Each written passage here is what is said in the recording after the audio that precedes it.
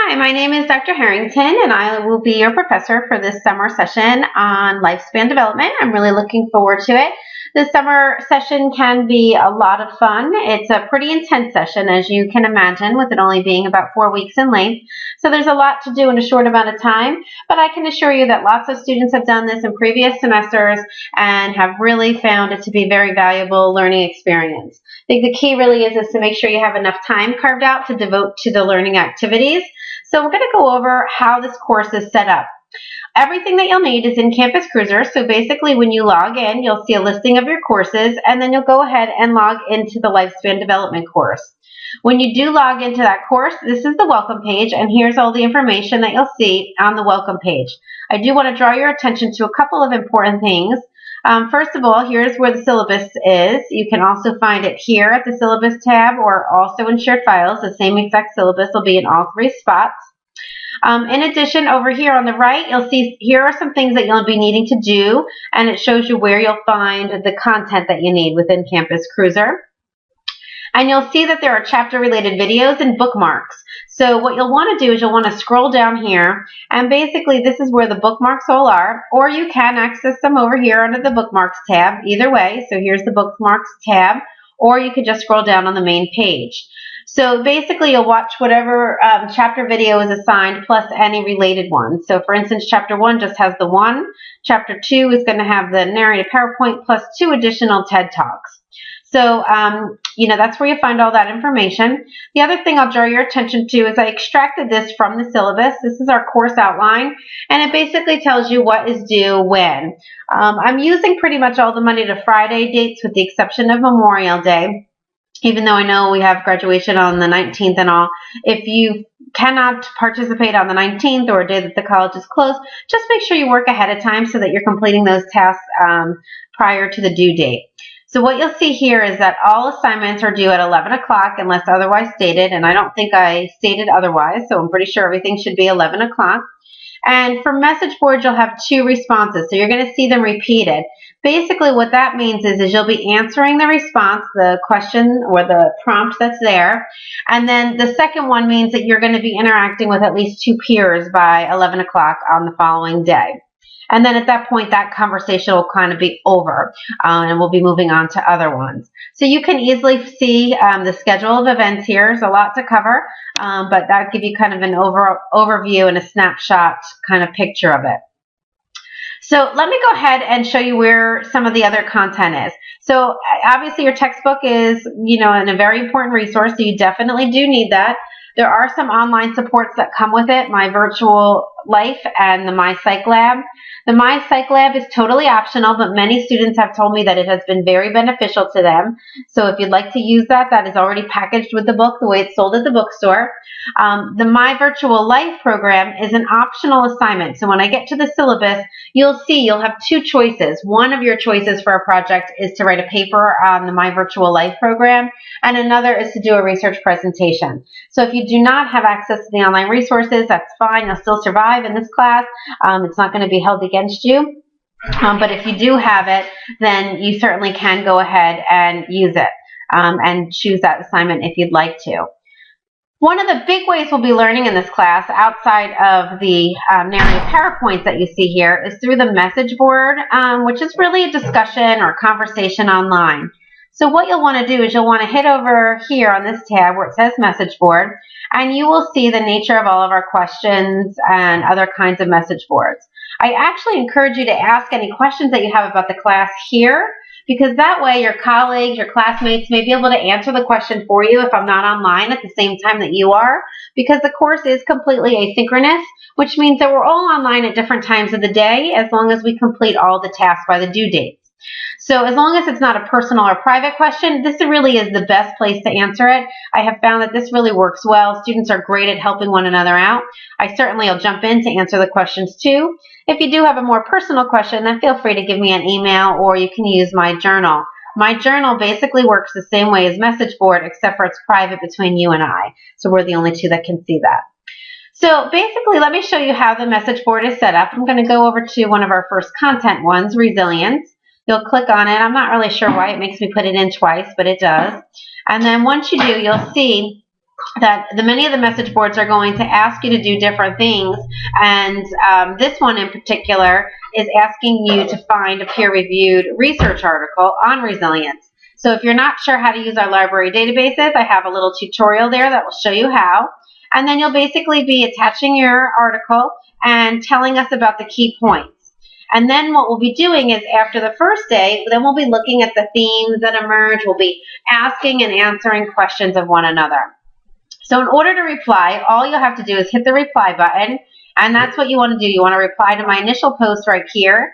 If you're replying to another student, then make sure you reply to them so the conversation flows well. After you're done writing all your text in this box, right here's where you click to add the attachment, and then you would simply hit submit. One other way I'd like to show you is you could also use the quote feature. When you do that, what you'd basically be doing is maybe you want to comment on this very first part. You would just kind of highlight the part that you want. You can delete the other parts you do not want. Like, let's say we don't want that. We're going to get rid of it. And then you go down to the bottom, and you would then type your response in this white space here and hit submit. I'm going to hit cancel so it's not there. But that's another way to really see how nicely the conversation can flow. So that's basically how you enter a message board post. What'll happen is this will start to get very busy because lots of students will be contributing. So you'll want to make sure, what I do is after I read them all, I hit the mark all read button, and then that way the next time you go on, you'll just see like little gold stars next to the ones you have not read yet. And that helps you keep track of it, and you don't have to go back and reread things you've already read. The other thing is you'll see I will be responding in the message board. I don't respond to every single student, with the exception of the bio. I like to, welcome all of you personally. But once we get into the content message boards, I won't answer every single student, but I will be posing questions or making comments. And anytime I pose a question, that question is really for anyone in the class to answer. And that goes for others too. So if, let's say, John in the class talks about a concept of resilience, and then Jane says, well, John, what do you think about this? Did your research study say anything about that?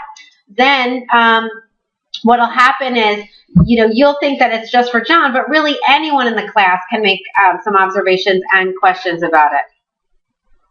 So the idea here is for us to all engage and help us kind of explore concepts in a deeper, more sophisticated way where we're really building our critical thinking skills. Now, another part of the Campus Cruiser site that I want to show you is shared files. Shared files is where you're going to find some other information. You'll find the exam review sheets here. You're going to find the PowerPoint slides. So I want you to make sure you take these slides and print them out so that you're taking notes when you're listening to my narrated PowerPoints. And then some of your, quizzes or other things like the message boards might require you to read articles that I've selected.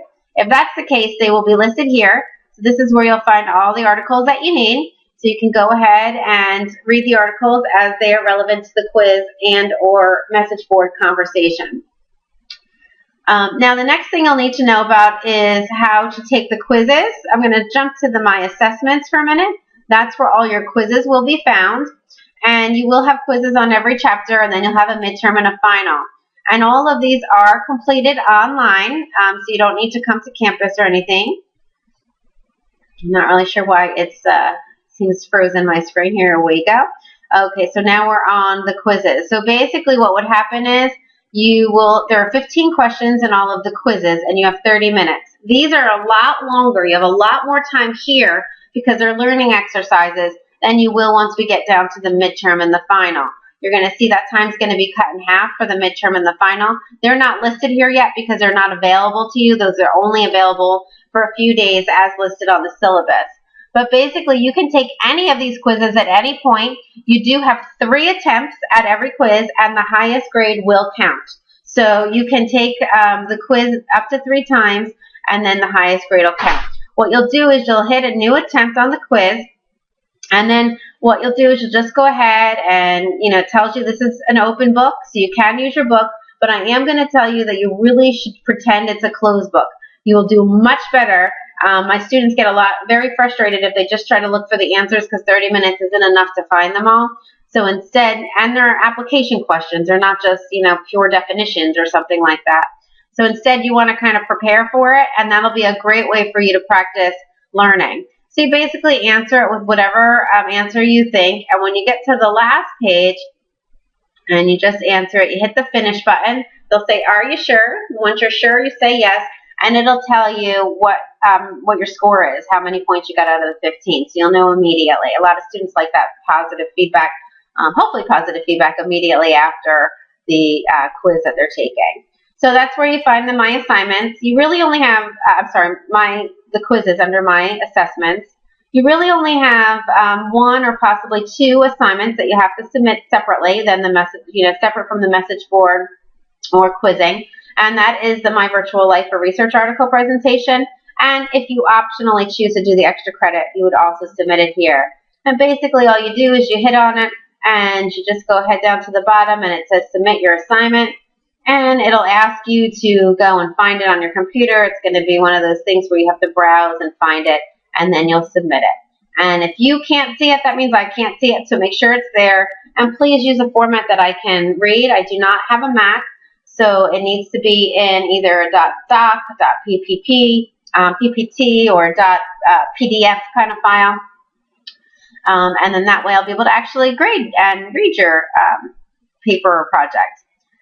The other thing I'll mention is the grades are all going to be entered into the gradebook here. So right now, obviously, there's really nothing there except for my one terrible quiz grade that I just got. But you will be able to keep track of your grade throughout the semester this way. So you'll see all of that. I think that covers that. Now let me go back to the home page again. And when you go to the home page, the syllabus is right here. So whenever you see announcements, oops, I hope I attached it. I thought I did. Actually, I'm not seeing the attachment, so I'll just go ahead and go in this way. I'll make sure I go and upload that attachment for you. I apologize that didn't go through. But here it is under the syllabus tab also. You click on that, and then you'll be able to open the syllabus. I strongly encourage you to print out the syllabus so that you have a complete version of the whole syllabus in front of you. There's a lot to do and a lot to keep track of. So you want to make sure that you're staying on top of it all for the 4 weeks that we're together. So here's the cover page. It does provide you with a table of contents so you can find where different kinds of information will be. Here's the textbook we're using. It's Laura Burke's Exploring Lifespan Development, 3rd edition. And the My Virtual Life, again, is optional, as is the My Psych Lab. Here are the course codes and buying information so that you have that. This part's really important for you to take a look at because it's kind of the whole point of why we're together. So what are we trying to accomplish in this class? These are the learning outcomes that you'll be able to do after these 4 weeks together. And here are a variety of the topics that we'll be talking about. So you can see there's quite a bit that we'll be covering. A lot of students are new to online learning, so I put together this frequently asked questions page. And basically what this does is it provides you hopefully with some of the answers to the questions that you might have. Next, you'll find policy information, and this is always important to just make sure you're up to speed with all the policies and procedures. And then next we have an overview of how your learning experience works. So in an online class, you'll be learning on your own quite a bit by using the textbook, watching the videos, etc. We'll also be learning together, and that's through the message board conversations and things of that nature. And you'll also have lots of different kinds of opportunities to show what you know. There are supports available on campus, although they are a little bit more limited during the summer. For instance, I'm not really in person available for office hours, but I'm more than happy to communicate with you via email. And on many occasions, I often set up even phone appointments with a student who needs some extra help. So there's many different resources available, not just myself, but Counseling and Career Services is open, and there is some tutoring available to you also in the summer months. Here's a breakdown of how you'll be graded. So basically, your message board is going to be 40%. You're going to have 10% on the paper or presentation. Quizzes will be 15, midterm 10, and final exam 25. The extra credit is up to 3% towards your final grade.